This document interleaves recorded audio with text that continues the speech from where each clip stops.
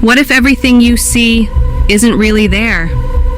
Imagine walking across a desert that stretches forever, where horizons bend, shadows move without cause, and whispers echo through windless air. A fox appears, alive yet impossible. Is it a guide or a trap? Figures flicker in and out of existence, while the ground itself hums with a warning you feel deep in your bones. One step forward, reality shifts. One step back, and you may question if you ever existed at all. Would you dare follow the mirage, or risk it following you?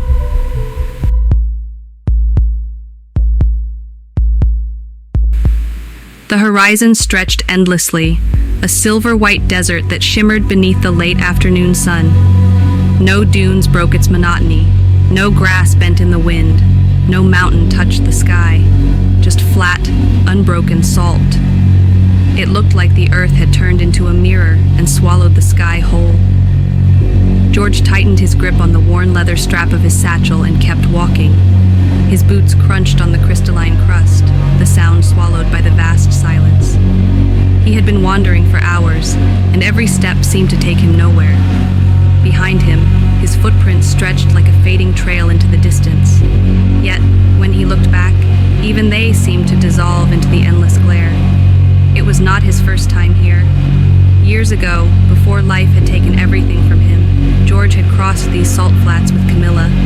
They had laughed under the stars, their voices carrying across the empty plain, pretending the world was listening. He could still hear her laughter in his memory, bright, unshaken, a sound that belonged more to the sky than to any human. But Camila was gone now, and George was not here for wonder. He was here because of a letter. The paper, creased and yellowed with time, was tucked safely inside his satchel. He had found it months ago while sorting through an old chest in the attic, Camila's handwriting, delicate but firm. The letter spoke of a secret she had never told him, a place beyond the salt flats where something waited for him. If you ever find yourself alone, George, promise me you'll go to the horizon. You'll understand when you see it. At first, he thought it nonsense, a romantic riddle. But the words clung to him, echoing louder with each sleepless night, until finally he could no longer resist. He left everything behind, the small cabin, the familiar town, and stepped into the blinding white emptiness. Now, days into his journey, his throat was raw with thirst, his skin burned, and his legs ached. Yet something pulled him forward. The salt flats had always been strange, but lately, George felt they were alive. At night, the surface gleamed as though stars had fallen onto the ground. Sometimes, when the moon was high, he swore he could see shapes moving in the shimmer, figures like shadows of forgotten travelers, their footsteps leaving no trace. Once, he even thought he heard Camila's voice carried by the windless air. And then came the animal. It appeared at dusk, when the sky blazed with colors, violet bleeding into copper, clouds burning like dying embers. George was sitting on the ground, his breath ragged, when he noticed a shape in the distance. At first, he thought it was a mirage. The salt flat often played tricks, bending light until it seemed like pools of water rippled ahead. But this was no mirage. It was a fox. Not the red or gray kind he knew from the forests of his youth, but something otherworldly. Its fur gleamed white as the salt, with faint streaks of silver that shimmered when it moved. Its eyes glowed with a pale blue light, not reflecting the sky, but radiating their own. The fox stood still, watching him with a quiet intelligence that made his chest tighten. George blinked, rubbed his eyes, and when he looked again, the fox was closer. Its paws made no sound, and it seemed to glide more than walk. He should have been afraid, but instead, a strange calmness washed over him. "Are you real?" George whispered, his voice hoarse. The fox tilted its head, as though considering the question. Then it sat, tail curled neatly around its paws, and continued to stare. For a long while, they remained like that, the man and the fox, suspended in the silence of the salt flats. George felt as though time had stopped. Finally, the fox stood and began walking away. But after a few steps, it turned its head and looked back at him, as if waiting. "You want me to follow," George murmured. The fox's eyes glimmered. George struggled to his feet, his body protesting, but something in him refused to stay behind. He followed. The journey continued under the rising stars, the salt flat glowing faintly in their light. The fox moved steadily, never too fast, always at a pace George could manage, and as they walked, he felt a peculiar sensation. The heaviness in his chest lightened, the ache in his limbs dulled. It was as though the fox's presence carried a quiet strength that seeped into him. Hours passed, or maybe only minutes. It was impossible to tell. Time itself seemed to dissolve into the endless horizon. Finally, they stopped. The fox sat once more, its gaze fixed on the ground. George frowned, stepping closer. At first, all he saw was more salt, white, and gleaming. But then he noticed it. The faint outline of something carved into the surface. A symbol. It was circular, with lines radiating outward like the sun, though some lines bent in strange patterns, curling back toward the center. The grooves were shallow but precise, as though etched by careful hands long ago. George knelt, brushing his fingers over the mark. The salt was cool beneath his skin. Camilla's letter burned in his memory. "Go to the horizon. You'll understand when you see it." He looked at the fox. "Did you bring me here for this?" The fox's eyes glowed brighter, but it gave no sound. George pressed harder on the symbol and felt the ground shift. A low vibration pulsed beneath his palm, spreading through the earth like a heartbeat. He staggered back as cracks spread across the salt, lines of light seeping from the fissures. The fox did not move, it simply watched. And then, the ground opened.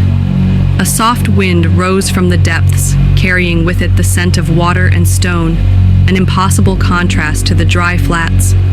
George's heart raced.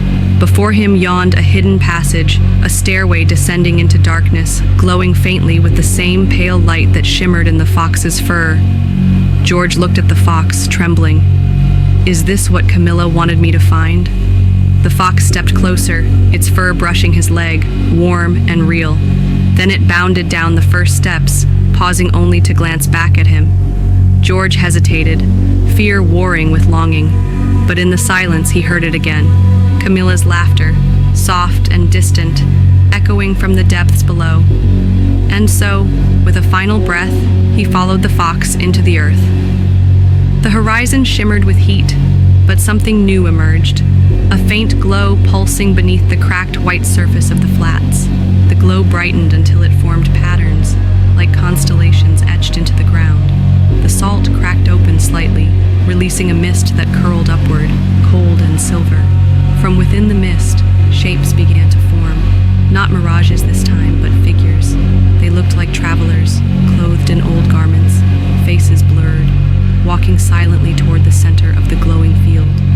George froze, his chest tight. Among the shifting shapes, he thought he saw Camila. Her figure fragile, her face shifting between shadow and light. The air grew heavy. The figures stopped moving and turned toward him in perfect unison. The silence deepened, pressing against his ears until it hurt. Then, one figure stepped forward, its face flickering between shadow and brightness.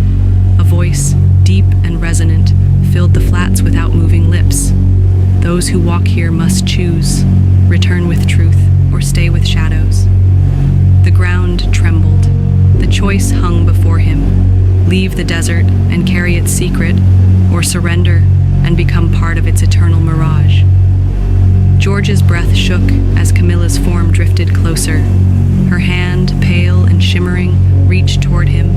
For a moment fear nearly broke him, but then her touch felt warm, achingly familiar. Her eyes met his, filled with love and sorrow. "We can't stay," she whispered. "We've seen enough to know. This isn't meant for us. But the truth we carry, it's ours." Tears blurred George's vision, but he nodded, swallowing the fear knotting his throat. Step by step, he moved forward, away from the glowing field, away from the figures that had once seemed so alive. The shadows stirred behind him, reaching, whispering, trying to pull him back. But he didn't look back. The mist began to thin, the figures fading like smoke in the wind. The salt flats stretched endlessly before him, silent and still.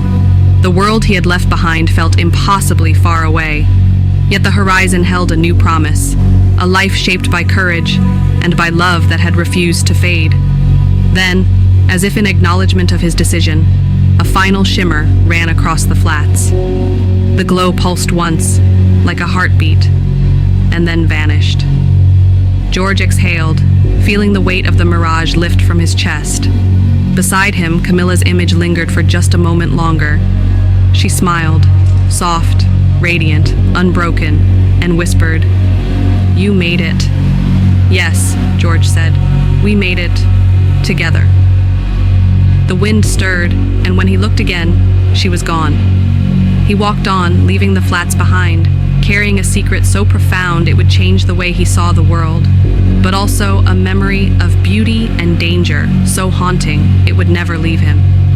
Even as the sun set, painting the flats in fire and gold, he knew the salt would always shimmer somewhere in the distance, waiting for the next traveler brave enough to face the line between reality and illusion. And for George, the mirage was no longer a trap. It was a reminder of what he had survived and the strength he had found in love. The salt flats will always shimmer, waiting for the next traveler. But the real question is, what about you? Could you survive the mirage, or would it swallow you whole?